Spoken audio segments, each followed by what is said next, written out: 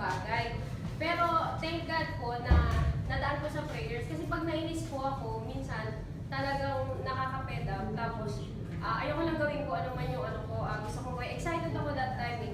Tapos po after po nung NatCon, talagang na-bless po ako kasi marami akong bagay na pinag-pray. Noong time na yun, nung NatCon talaga, sorry naman po, hindi ako masyado nakapag-concentrate kasi sobrang daming tao.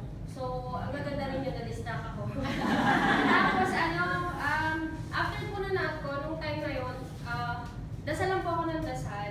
At tapos nung pagkatapos po nun, lahat ng prayers ko, yung naging changes po sa life ko, leave everything to God po and trust Him. Kasi parang hopeless ka sa mga nangyayari sa buhay mo. Kasi nga, kagaya po ni Pas, nawalan din ako ng trabaho, nagkaroon ako ng trabaho. Tapos ngayon po, na-bless po kami kasi matagal ko na po hindi nakikita yung anak ko. At sa awa ng Diyos po, naintindihan po ng CEO namin na makakapagbakasyon po ako sa November.